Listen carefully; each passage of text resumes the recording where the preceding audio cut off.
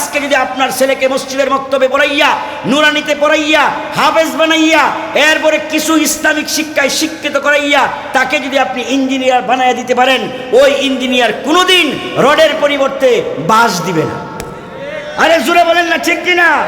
ওই ইঞ্জিনিয়ার যখন এই ছেলেটাকে যখন শিক্ষিত করে আপনি একটা থানার ওসি বানায় দিলেন, ওই ওসি হইয়া ওই ওসি সাহেব ওই ছেলের ভিতরে কোরআন থাকার কারণে সেই ওসি কোনোদিন ঘুষ খাবে না, ওই অবৈধভাবে ওটু দৈরা দৈরা টাকা খাবে। কথা জোরে বলেন ঠিক কিনা? কিন্তু আমাদের সমস্যা কোথায়? আমাদের ওই যে এক নম্বর সমস্যা হচ্ছে আমাদের ভিতরে কোরআনের জ্ঞান নাই। এই কোরআনের জ্ঞান যদি আপনি শিখাইতে পারেন তাহলে দুনিয়াতে এরকম উপকার। এই ছেলে কোনোদিন দুর্নীতি করবে না, মিথ্যা কথা বলবে না, ওজনে কম দিবে না, খাদ্যে ভেজাল দিবে না। কথা জোরে বলেন ঠিক কিনা? তাহলে এই যে ঘটনার দ্বারা বোঝা গেল কোরআন শিখলেও দুনিয়াতে উপকার আছে। কথা বলেন ঠিক কিনা? আমার জন্ম যেদিন হয়েছে, যেদিন আমি দুনিয়াতে সর্বপ্রথম এসেছি, সেদিন আমার কানে কিসের আওয়াজ গিয়েছিল? আল্লাহু আকবার। বলেন আল্লাহু আকবার। আর একটু জোরে বলেন না আল্লাহু আকবার। আজানের প্রথম শব্দ কি? একটু জোরে আওয়াজ করে বলেন আজানের প্রথম শব্দ কি? জুমার নামাজের প্রথম শব্দ কি? আপনার আমার জীবনের শেষ নামাজ জানাজার নামাজের প্রথম শব্দ কি? তাহলে বোঝা গেল আমার জন্ম যেদিন হয়েছে সেদিন আমার কানে গিয়েছিল আল্লাহু আকবারের আওয়াজ, আর আমার মৃত্যু অর্থাৎ আমার জীবনের শেষ নামাজ জানাজার নামাজের প্রথম শব্দ আল্লাহু আকবার। সুবহানাল্লাহ বলেন। সম্মানিত হাজিরিন, আমাকে যে বিষয়টা দেওয়া হয়েছে সেই বিষয়টা হচ্ছে মহিলাদের সম্পর্কে আলোচনা করা। যেহেতু এখানে মহিলা মাদ্রাসার শাখাও আছে, মহিলা মাদ্রাসার শাখাও আছে, আমি আপনাদের সামনে দুইটা বিষয় আলোচনা করব। আমার আলোচনার বিষয়বস্তু আমি আপনাদেরকে আগেই বলে দিতেছি। এক নম্বর বিষয়বস্তু হচ্ছে কোরআনের শিক্ষা গ্রহণ করলে আমার কি উপকার, দুনিয়াতে আমার কি উপকার। কোরআনের শিক্ষা গ্রহণ করলে দুনিয়াতে আমার কি উপকার, মৃত্যুর সময় আমার কি উপকার, কবরে আমার কি উপকার, হাসরে আমার কি উপকার। এই যে চারটা বিষয়। আর শেষে আমি যে বিষয়টা আলোচনা করব সেটা হচ্ছে মা বোনদের সম্পর্কে, যে কিছু আমল আছে যে আমলগুলো করলে মা বোনদের জীবনটা হবে সুন্দর, মা বোনের জীবন হবে সুন্দরময় জীবন হবে। এই বিষয়, এই দুইটা বিষয় আমি আপনাদের সামনে আলোচনা করব। এরই পরিপ্রেক্ষিতে আমি কোরআনুল কারীমের সূরাতুল বাকারা থেকে একটা আয়াতে কারিমা তেলাওয়াত করেছি। নবীজির অসংখ্য হাদিস থেকে একটা হাদিস আমি আপনাদের সামনে তেলাওয়াত করেছি। আয়াতকে সামনে রেখে, নবীজির হাদিসকে সামনে রেখে আমলের নেওতে কিছু কথা বলবো। আল্লাহ তাআলা যেন বলনেওয়ালা শুননেওয়ালা আমাদের সকলকে আমল করার তৌফিক দান করেন। বলেন আমিন। আর একটু জোরে বলেন আমিন। আর একটু আওয়াজ দিয়ে বলেন আমিন। সম্মানিত হাজরিন, আয়াতের মধ্যে আল্লাহ বলেন ওয়াকুলনা ইয়া আদামু উসকুন আনতা ওয়া যাওজুকাল জান্নাহ। আল্লাহ তাআলা আদম আলাইহিস সালাতু ওয়াস সালাম এবং ওনার স্ত্রী হাওয়া আলাইহিস সালামকে সৃষ্টি করে বললেন তোমরা জান্নাতে বসবাস করো। এই আদেশটা কার? একটু আওয়াজ দিতে হবে। আদেশ কার? আল্লাহ বলেন ওয়াকুলনা ইয়া আদামু উসকুন আনতা ওয়া যাওজুকাল জান্নাহ, তুমি এবং তোমার স্ত্রী জান্নাতে বসবাস করো। এই কথাটা হচ্ছে আল্লাহ কাকে বলছে? আদম এবং হাওয়া আলাইহিস সালামকে। এরপরে আল্লাহ তাআলা সীমানা নির্ধারণ করে দিলেন যে কুলনা ইয়া আদামু উসকুন আনতা ওয়া যাওজুকাল জান্নাতা ওয়া কুলা মিনহা রাগাদান হাইসু শিতুমা। এই যে বেহেশতের বাউন্ডারি আছে, এই বাউন্ডারির যেদিকে মন চাই সেদিকে যাইতে পারবা, কিন্তু আমি আল্লাহ তাআলা তোমাদেরকে একটা আদেশ দিতেছি ওয়ালা তাকরাবা হাযিহিস শাজারা। ওই যে গাছ দেখা যায় ওই গাছের কাছেও যাও। আদেশ দিয়েছেন কে? আল্লাহ। নিষেধ করেছেন কে? আল্লাহ। তাহলে বোঝা গেল আপনার আমার সকলের বাড়ি জান্নাতে। একটু আওয়াজ দিয়া বলেন না সুবহানাল্লাহ। কারণ আদম হাওয়াকে আল্লাহ তাআলা বানায় রাখছেন কোথায়? জান্নাতে। বিষয়টা বুঝতে হবে যে ওয়াকুলনা ইয়া আদামু উসকুন আনতা ওয়া যাওজুকাল জান্নাহ, তোমরা দুইজন জান্নাতে বসবাস করো। আপনারা এই এলাকা ইন্ডাস্ট্রি এলাকা, আপনারা ভালো করে বুঝবেন, এই যে বিশাল বিশাল বাড়ি করছেন, সেই বাড়ির ভিতরে কি আপনারা একা থাকেন না ভাড়াটিয়াও আছে? এটা আমার দিকে তাকায় জবাব দেন। ভাড়াটিয়া আছে না? এখন এই ভাড়াটিয়ারকে কি আপনি বলছেন এই বাড়ি তোমাকে দিয়ে দিলাম? এই কথা বলছেন কোনোদিন? বারাটিয়া কিছুদিন অবস্থান করবে। ঠিক তদ্রূপভাবে আল্লাহ তাআলা আদম এবং হাওয়া আলাইহিস সালামকে বানাইয়া বলছেন জান্নাতে কয়েকদিন বসবাস করো। এই জান্নাতের মালিক তোমরা এখনো হও নাই, এটা কয়েকদিন বসবাস করো। এই বারাটিয়া মালিক যেরকম বারাটিয়ার বাসা যারা ভাড়া থাকে তারা যেমন এই বাসার মালিক না, ঠিক তদ্রূপ আদম হাওয়াকে আল্লাহ তাআলা বানায় বলছেন জান্নাতে কয়েকদিন থাকো। এই জান্নাতের পুরা মালিক তুমি এখনো না। এই জান্নাতের মালিক হইতে গেলে এই দুনিয়ার ভিতরে কিছু কাজ করতে হবে, এই কাজ করে তোমার জান্নাতের মালিক হইতে হবে। সুবহানাল্লাহ। তাহলে এই কাজটা বেহেশতে করা যাবে না? এই কাজটা করার জন্যই আল্লাহ তাআলা এই দুনিয়াতে আদম এবং হাওয়া আলাইহিস সালামকে দুনিয়াতে পাঠাইলেন ওই বেহেশতে যাওয়ার কাজ শেখার জন্য। এখন এই বেহেশতে যাওয়ার জন্য যদি আমার পিতামাতা বাধা হয়, এই ক্ষেত্রে আমার পিতামাতাকে বাধা না মানা যাবে না। মুসলমান ভাইয়েরা আমার ভালো করে খেয়াল করে শুনেন, জান্নাতে যাওয়ার জন্য যদি দুনিয়ার কোনো নেতা বাধা হয়, নেতাকে মানা যাবে না। কথা জুড়ে বলেন ঠিক কিনা? জান্নাতে যাওয়ার জন্য যদি আমার তথাকথিত বন্ড পীর বাধা হয়, এই পীর সাহেবকেও মানা যাবে না। কেন মানা যাবে না? আমার জান্নাতে যাইতে হবে। জান্নাতে যাওয়ার জন্য সরু সামান এই দুনিয়ার থেকে তৈরি করতে হবে। এখন জান্নাতে যাওয়ার সরু সামান কি? আল্লাহর এক আয়াতে বলেন, ইন্নাল্লাযীনা আমানু ওয়া আমিলুস সালিহাত। এখানে জান্নাতে যাওয়ার কর্মসূচি আল্লাহ দিতেছেন। ইন্নাল্লাযীনা আমানু ওয়া আমিলুস সালিহাত। তুমি যদি ঈমান আনো এবং নেক কাজ করো। কয়টা কর্মসূচি বলেন? কয়টা কর্মসূচি? দুইটা। বলেন কয়টা? একটু আওয়াজ দিয়ে বলেন। কোরআনের আলোচনা শুনতে কি আমাদের খারাপ লাগে? জোরে বলেন, খারাপ লাগে? যে দোকানপাটে যিনারা বৈশা রয়েছে, এই যে দোকানপাটে যিনারা দাঁড়ায় রয়েছেন, বাসা বাড়িতে বৈশা রয়েছেন, যে হুজুররা তো মাইকের ব্যবস্থা করছে, আমরা ওই জায়গার থেকেই শুনবো। ওই জায়গার থেকে শুনলে আর মাহফিলে আইসা শুনলে সব কিন্তু এক না। কথা বলেন ঠিক কিনা? আল্লাহ তাআলা এই যে আজকে এই এলাকার ভিতরে যে মাহফিল, এই মাহফিলের ভিতরে রহমত নাজিল হইতেছে। সুবহানাল্লাহ বলেন, আর একটু জোরে বলেন না সুবহানাল্লাহ। এই জন্য আমি আপনাদের এই মসজিদের পাশের মসজিদের ইমাম সাহেব হিসাবে আমি আপনাদের সকলকে অনুরোধ করব, আশেপাশে যিনারা বাসা বাড়িতে আছেন, দোকানপাটে আছেন, মেহেরবানি করে চলে আসেন। এই মাহফিল প্রতিদিন হবে না, এই মাহফিল প্রতিদিন হবে না, এই জন্য চলে আসেন। তো যে জিনিসটা বলতেছিলাম ভালো করে খেয়াল করে শুনেন। আল্লাহ তাআলা আমাদেরকে বানায় কোথায় রাখছেন? জান্নাতে। মানে আমাদের আদি পিতা আর আদি মাতা হাওয়া আলাইহিস সালাম আমাদের দুজনকে বানায় আল্লাহ কই রাখছিলেন? জান্নাতে। তাহলে বোঝা গেল জান্নাত আমাদের বাড়ি। জোরে বলেন, জান্নাত আমাদের বাড়ি। তো এখন জান্নাতে আল্লাহ তাআলা আদমকে বলছেন, কুলনা ইয়া আদম উসকুন আনতা ওয়া যাওজুকাল জান্নাহ, তুমি জান্নাতে বসবাস করো। তার মানে আল্লাহ তাআলা নিজেও জানেন, আল্লাহ তাআলা জানেন আদম এবং হাওয়াকে এই দুনিয়াতে প্রেরণ করবেন। এই জন্য কিছুদিন রাইখা আল্লাহ তাআলা একটা আদেশ দিছেন। কি আদেশ? যে তুমি হাই সুশি তোমার যেদিক মন চায় সেদিক যাও, কিন্তু ওয়ালা তাকরাবা হাযিহিস শাজারা, ওই যে গাছটা দেখা যায় ওই গাছের কাছেও যায় না। এইটা আল্লাহ তাআলার একটা নির্দেশ। ঠিক তদ্রূপভাবে আল্লাহ তাআলা আমাদেরকে দুনিয়াতে প্রেরণ করছেন। দুনিয়াতে প্রেরণ করে আল্লাহ তাআলা আমাদেরকে দুইটা কর্মসূচি দিয়েছেন। কয়টা? একটু আওয়াজ করে বলেন কয়টা? ইন্নাল্লাযীনা আমানু ওয়া আমিলুস সালিহাত। এই যে দুই কর্মসূচি, এক নম্বর ঈমান, দুই নম্বর আমলে সালেহ, নেক কাজ। তাহলে নেক কাজ করলে কি হবে? এই দুই কর্মসূচি পালন করলে কি হবে? আল্লাহ রাব্বুল আলামিন বলেন, কানাত লাহুম জান্নাতুল ফিরদাউসি নুজুলা। আল্লাহ রাব্বুল আলামিন তোমাকে জান্নাতুল ফিরদাউস দান করবেন। সুবহানাল্লাহ বলেন, একটু আওয়াজ করে বলেন না সুবহানাল্লাহ। তাহলে কর্মসূচি দুইটা। বলেন কর্মসূচি কয়টা? দুইটা।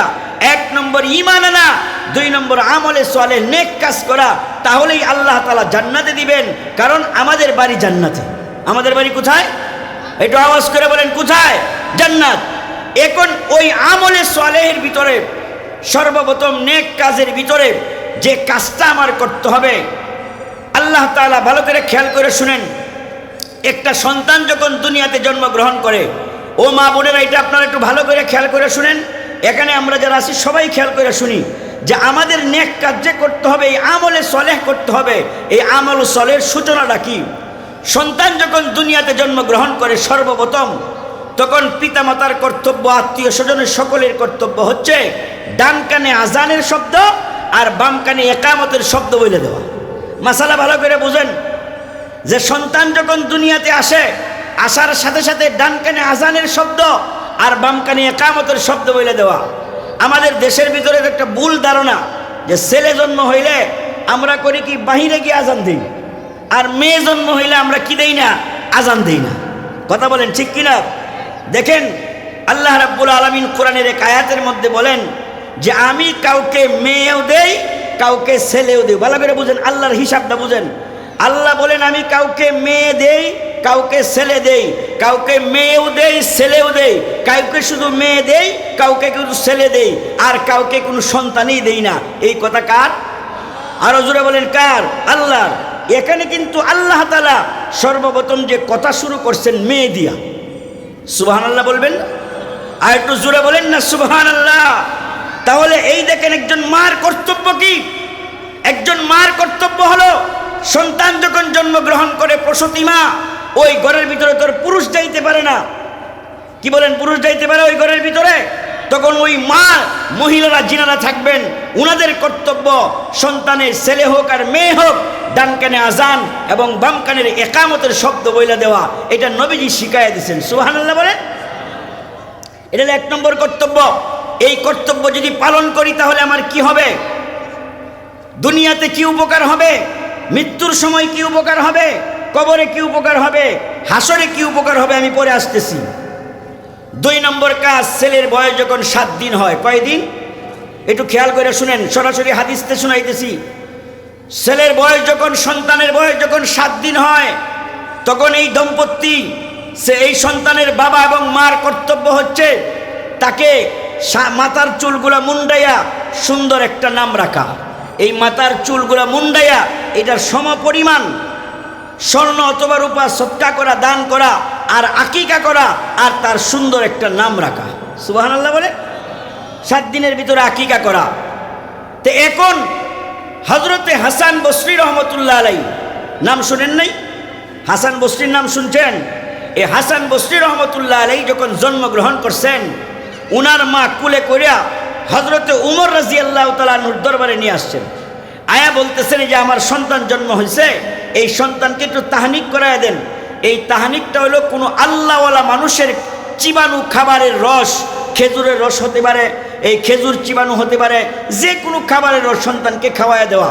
এই যে সন্তানটা নিয়ে আসছি, এই সন্তানটাকে আপনি তাহনিক করায় দেন আর নাম রেখে দেন।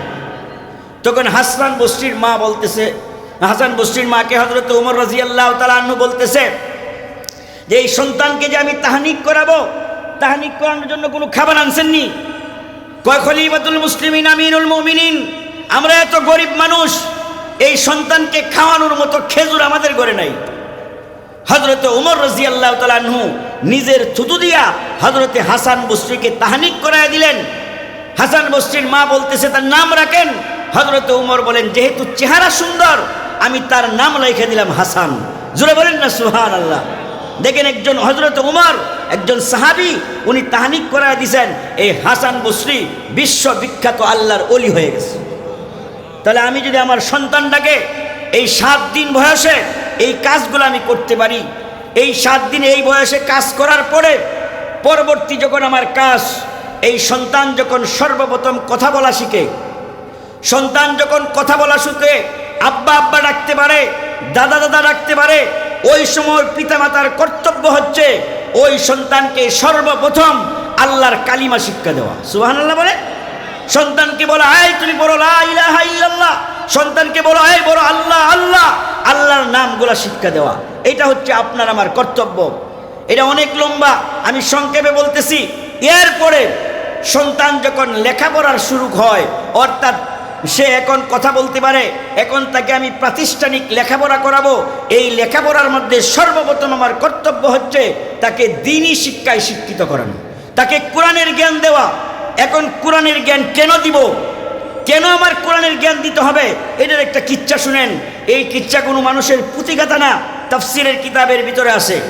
হযরতে ইউসুফ আলাইহিস সালামের নাম শুনেন নাই? কি বলেন, ইউসুফ আলাইহিস সালামের নাম শুনেন নাই? তো ইউসুফ আলাইহিস সালাম কিছুদিন যাওয়ার পরে, জন্মগ্রহণ করার পরে তার আম্মা মারা গেছেন, বাবা লালন পালন করছে। 7 বছর বয়সের সময় বায়ারানা কুয়ায় ফেলাইছে। এরকমভাবে যাইতে যাইতে যাইতে যাইতে ইউসুফ আলাইহিস সালাতু ওয়াস সালাম মিশরের প্রধানমন্ত্রী হয়ে গেছে। সুবহানাল্লাহ বলেন। প্রধানমন্ত্রী হওয়ার পরে, রাষ্ট্রীয় ক্ষমতা পাওয়ার পরে বাবা আর ছেলের সাক্ষাৎ, ইয়াকুব আলাইহিস সালাম আর ইউসুফ আলাইহিস সালামের সাক্ষাৎ। আমি যে বিষয়টা বুঝাইতে চাইতেছি এটা ভালো করে খেয়াল করে শুনেন। বাবা এবং ছেলের প্রথম সাক্ষাতে বাবাকে জিজ্ঞাসা করতেছে, ইউসুফ বাবা, আমি যে মারা যাব, মারা যাওয়ার আমাকে যে ভাইয়েরা কুয়ায় ফেলবে, এরপরে আমি মিশরের বাজারে আমারে বিক্রি করবে, আমি মিশরের প্রধানমন্ত্রী হব, এই সব কিছু এইগুলো কি তকদিরে ছিল না লেখা? আপনি কি তকদির বিশ্বাস করেন না? বাবাই বলতেছি, কেন আমি তকদির বিশ্বাস করব না? আমি নবী, আমি তো তকদির বিশ্বাস করি। ওয়াল কদরি খাইরিহি ওয়া শাররিহি মিনাল্লাহি তাআলা ওয়াল বাস বাদাল মাউত, ভালো মন্দ সব কিছু আল্লাহর পক্ষ থেকে, এটা বিশ্বাস করি। তা আপনি যদি এটা বিশ্বাস করেন, আমি কই খাইলাম, কই ঘুমাইলাম, কি করলাম, কি না করলাম, এইটার জন্য চিন্তা করতে করতে আপনি কানতে কানতে আপনার চোখ অন্ধ করে ফেলছেন কেন? বাবারে প্রশ্ন করছে ছেলে, বাবাও নবী ছেলেও নবী, কথা জোরে বলেন ঠিক কিনা? তে এখন বাবাই প্রশ্নের জবাব দিতেছে, ও ইউসুফ, যে আমি কই খাব, হে ইউসুফ তুমি কই খাইবা, কই ঘুমাইবা, কই কি করবা, এই জন্য আমি কানতে কানতে চোখ অন্ধ করি নাই, আমি চোখ অন্ধ করেছি এই একটা টেনশনে। কই কি টেনশন? ওই টেনশনটা হলো আল্লাহ রাব্বুল আলামিন প্রত্যেকটা পিতামাতাকে একটা দায়িত্ব দিয়েছেন। ওই দায়িত্ব হচ্ছে সন্তানের ভালো নাম রাখা, তাহনিক করানো, এরপরে আকিকা করা, সন্তান কথা বলার পরে তাকে কালিমার তালকিন দেওয়া, কালিমা শেখানো, সন্তান যখন লেখাপড়ার সময় হয় তখন তাকে আল্লাহ চিনানোর মতো এলেম অর্জন করানো, জ্ঞান শেখানো। ও ইউসুফ তুমি কই খাইলা, কই ঘুমাইলা, কই কি করলা, এই জন্য আমি চিন্তা করি নাই, আমি চিন্তা করেছি এই সন্তানকে আমি কোরআন শিখাইতে পারলাম না, এই সন্তানকে আল্লাহ চিনার মতো এলেম আমি অর্জন করাইতে পারলাম না। হাসরের মাঠে আল্লাহ তাআলা যখন আমাকে জিজ্ঞাসা করবেন, ও ইয়াকুব তোমার ছেলেকে কি আমি চিনার মতো এলেম অর্জন করাইছো কিনা, এইটার জবাব যেন আমার দিতে না হয়, এই জন্য আমি কানতে কানতে আমার চোখ অন্ধ করে ফেলেছি। সুবহানাল্লাহ বলে, আর একটু জোরে বলেন না সুবহানাল্লাহ। আর আজকে আমাদের সন্তানদেরকে মসজিদের মক্তবে দিতে পারি না। আপনাদের এলাকায় তো 11-12 বছর ধরে সকালবেলায় মক্তবের ভিতরে ছেলে মেয়েদেরকে পাওয়া যায় না, আর আমাদের ছেলে মেয়েদেরকে কিন্ডার গার্ডেন স্কুল নামক এইরকম ইহুদি খ্রিস্টানদের কৃষ্টি কালচার আমাদের ভিতরে ভরে গেছে। কথা জুড়ে বলেন ঠিক কিনা? এখানে মুরব্বী বাবারা যিনারা আছেন, আপনাদেরকে যদি প্রশ্ন করি আত্তাহিয়াতু কখন শিখছিলেন, বলবেন হুজুর মক্তবে 5টা কায়দা সিরা পড়ে শিখছিলাম। কথা বলেন ঠিক কিনা? এই যে মক্তবের গুরুত্ব নাই, মক্তবের ভিতরে দেন নাই, মক্তবের ভিতরে আমরা এটা কোনো গুরুত্বই মনে করি না। 2-1 হুজুর রাইকে প্রাইভেট পড়ায়া আমার ছেলে আর মেয়েকে কোরআন পড়াই, এই প্রাইভেটে কোরআন হয় না। 4-5টা 10টা কায়দা না শিখলে এদের ভিতরে অন্তরে যাবে না। কথা বলেন ঠিক কিনা? তো ইউসুফ আলাইহিস সালাম এই চিন্তা করছেন। এখানে আরেকটা নিগুড় রহস্য আছে। ওই নিগুড় রহস্যটা এটা অনেক লম্বা, সংক্ষেপে বলতেছি। হযরত ইউসুফ আলাইহিস সালামকে বাবার কাছ থেকে কেন দূরে সরায় রাখলেন? মুফাসসিরিনে কেরাম লেখেন, একদিন ইয়াকুব আলাইহিস সালাম, মা তো মারা গেছে, ইউসুফ আলাইহিস সালামের ছোট সময় বাবাই লালন পালন করছে, সন্তানটাকে পাশে শুয়াইয়া হযরত ইয়াকুব আলাইহিস সালাম তাহাজ্জুদের নামাজ পড়তেছেন। সুবহানাল্লাহ বলবেন না? আর একটু জোরে বলেন না সুবহানাল্লাহ। তাহাজ্জুদের নামাজ পড়তেছেন, হঠাৎ করে ইয়াকুব আলাইহিস সালামের ধ্যান সে আল্লাহর কাছ থেকে ডিভাইডেড হইয়া ছেলের কাছে চলে গেছে। আল্লাহ বলতেছেন, ও ফেরেশতারা, তার মহব্বত তো দেখা যায় ছেলের কাছে চলে গেছে, আমি আল্লাহর প্রতি মহব্বত নাই। এই জন্য আল্লাহ তাআলা হযরত ইউসুফ আলাইহিস সালামকে দীর্ঘ 33 বছর পর্যন্ত বাবার কাছ থেকে দূরে সরায় রাখছেন। কারণ কি? ওই যে ছেলের মহব্বত ঢুকে গেছিল, ঠিক তদ্রূপ আপনার আমার অন্তরের ভিতরে দুনিয়ার মহব্বত ঢুকে গেছে, ছেলের মহব্বত ঢুকে গেছে, মেয়ের মহব্বত ঢুকে গেছে। এই সম্পদ ছেলে মেয়ের মহব্বত ঢুকার কারণে আজান দিলে মুয়াজ্জিন যখন বলে হাইয়া আলাস সালাহ, নামাজের দিকে আসো, আমি নামাজের দিকে যাইতে পারি না। কেন? আমার অন্তরের ভিতরে ছেলের মহব্বত, আমার অন্তরের ভিতরে মেয়ের মহব্বত, আমার অন্তরের ভিতরে দুনিয়ার মহব্বত। কথা জুড়ে বলেন ঠিক কিনা? আর একটু জুড়ে বলেন ঠিক কিনা? যে জিনিসটা আমি বলতেছিলাম, যখন তাকে লেখাপড়া শিখাবেন, কেন লেখাপড়া শিখাবেন? আল্লাহ তাআলা দায়িত্ব দিয়েছেন। এজন্য সর্বপ্রথম যে আল্লাহ তাআলা আয়াত নাজিল করছেন, নবীজির উপর সর্বপ্রথম যে আয়াতটা নাজিল করেছেন সেটা হচ্ছে ইকরা, পড়ো। রিড মানে গ্রহণ করো, পড়ো। আল্লাহর নামে যিনি তোমাদেরকে সৃষ্টি করেছেন, সর্বপ্রথম এই আয়াত আল্লাহ তাআলা নবীজির মাধ্যমে জানায়া দিয়েছেন, শিক্ষা গ্রহণ করো। তো এই শিক্ষার ভিতরে দুনিয়া দুইটা শিক্ষা, একটা জেনারেল শিক্ষা আর একটা হলো কোরআনের শিক্ষা।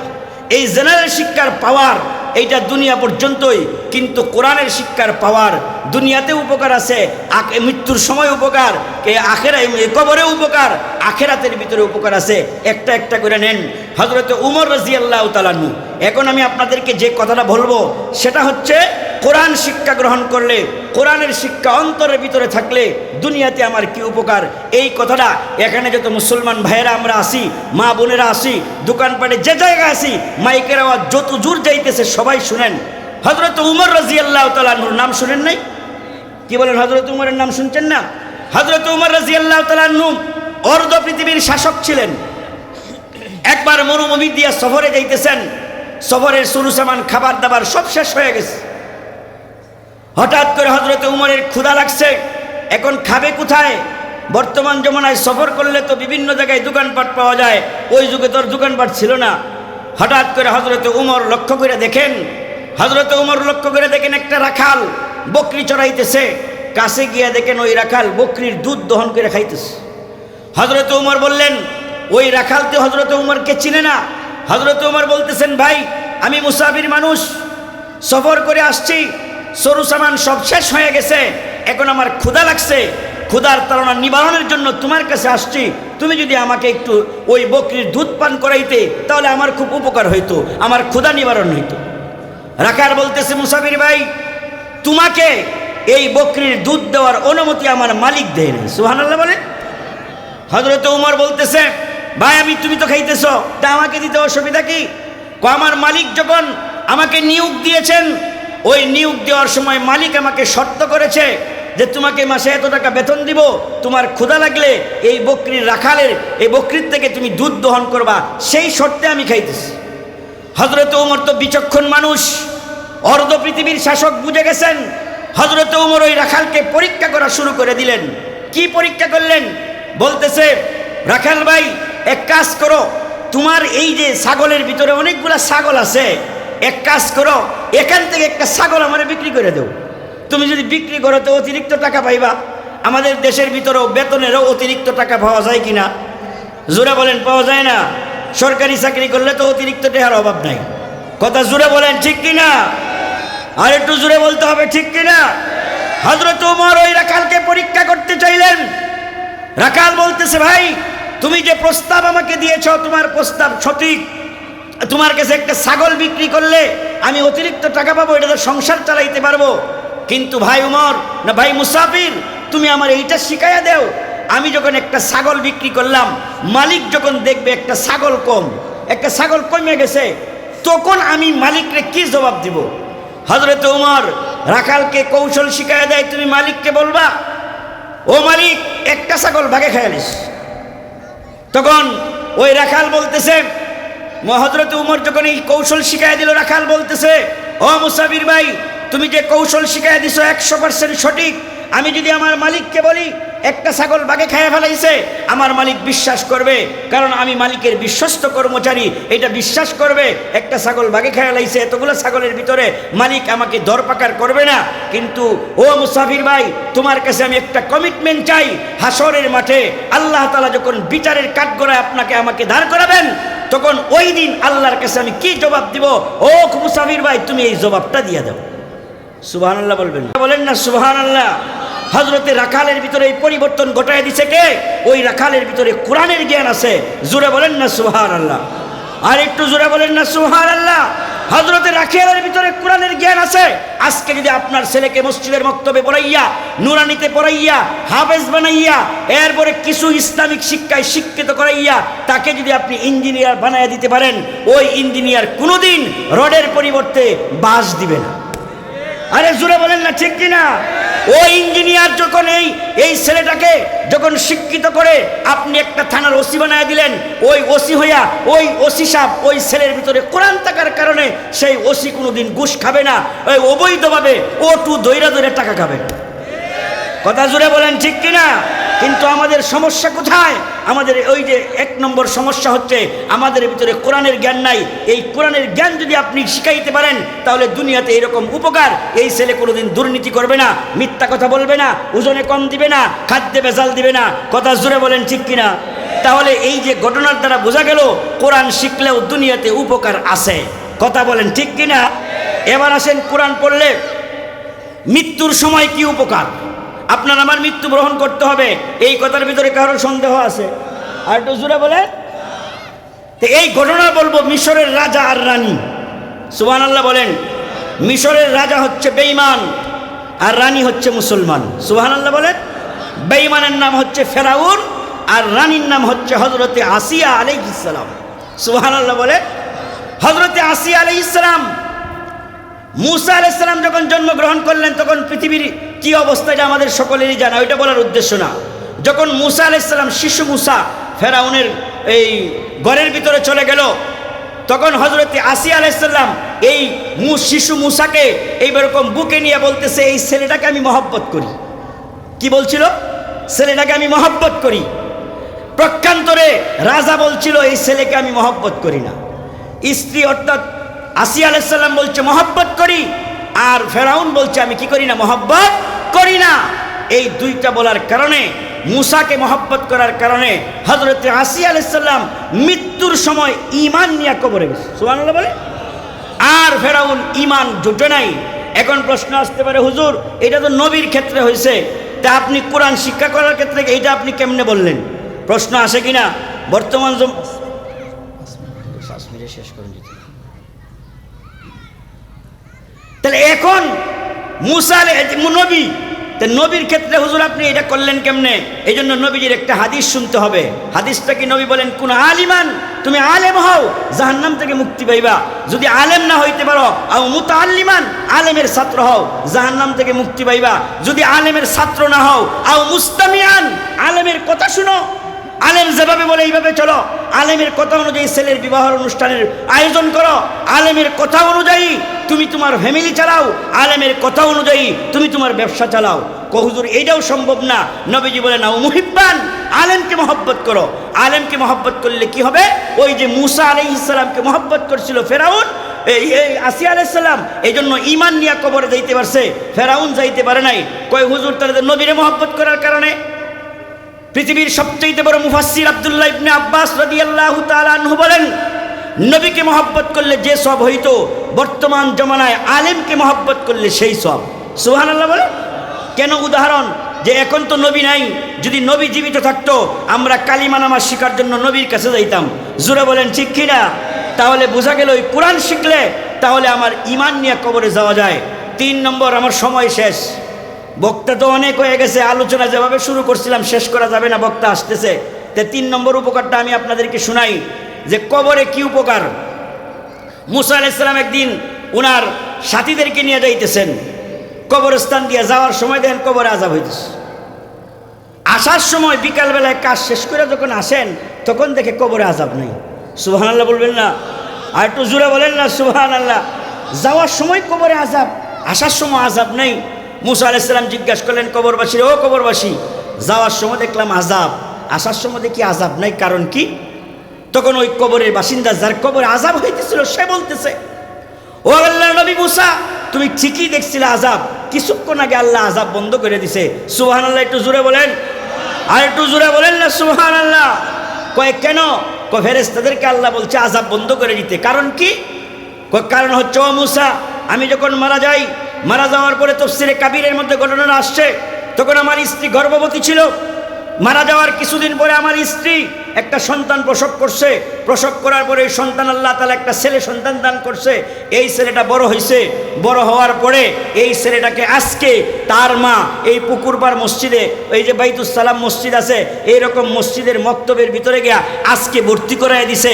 ভর্তি করানোর পরে ওই ছেলের উস্তাদ মক্তবের হুজুরে, এই যে মার্কাজুল হুদা এরকম মাদ্রাসার হুজুরে তাকে সর্বপ্রথম বিসমিল্লাহর সবক শিখাইছে, তাকে পড়াইছে বিসমিল্লাহির রহমানির রহিম। সুবহানাল্লাহ বলে বিসমিল্লাহর সবক পড়াইছে। আল্লাহ রাব্বুল আলামিন আমাকে বলতেছে, ফেরেশতারা বলেন আল্লাহ আমাকে বলতেছে যে ও ফেরেশতা, এই ব্যক্তির কবর আযাব বন্ধ করো। কেন? যে এই ছেলেটা আমাকে রহমান বলতেছে, এই ছেলেটা আমাকে রহিম বলতেছে, আমাকে দয়াল বলতেছে। আমি আল্লাহ তাআলা তাকে আযাব দিতে পারবো না, আযাব দেওয়া আমার পক্ষে শোভা পায় না, আমি আল্লাহর পক্ষে আযাব দেওয়া শোভা পায় না। ও ফেরেশতারা, এই ব্যক্তির কবরে আযাব বন্ধ করো। সাথে সাথে ওই ব্যক্তির কবরে আযাব আল্লাহ বন্ধ করে দিয়েছে। আর একটু জোরে বলবেন না সুবহানাল্লাহ?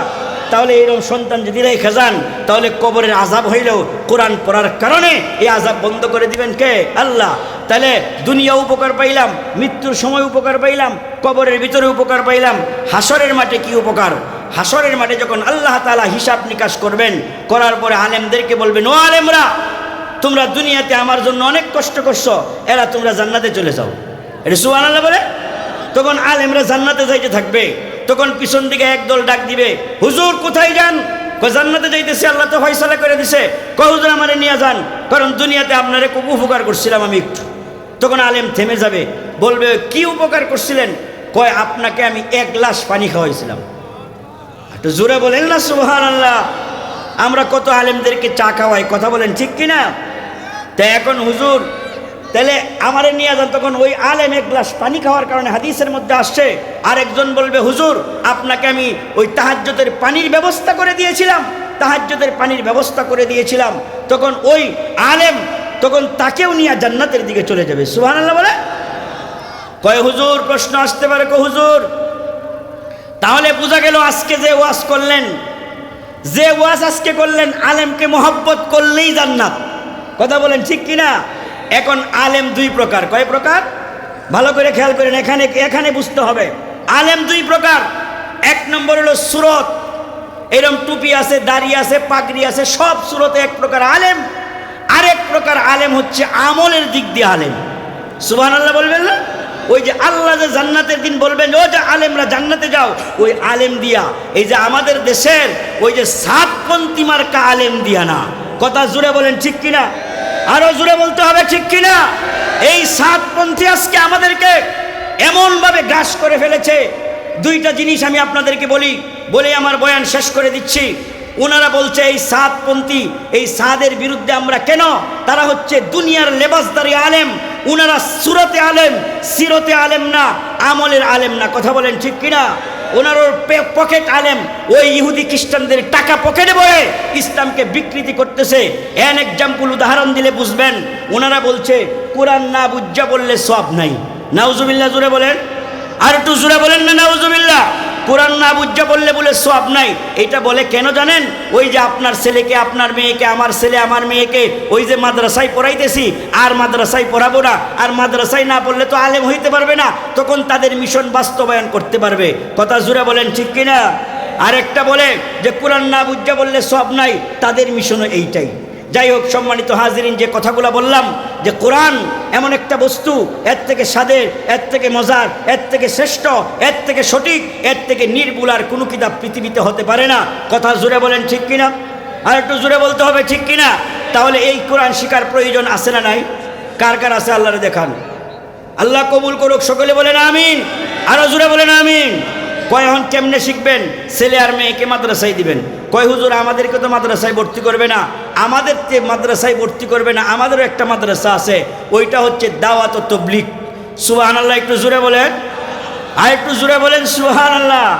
2 নম্বর হক্কানি পীরের দরবার, তাদের কাছে গিয়ে আমাদের কোরআন শিখতে হবে।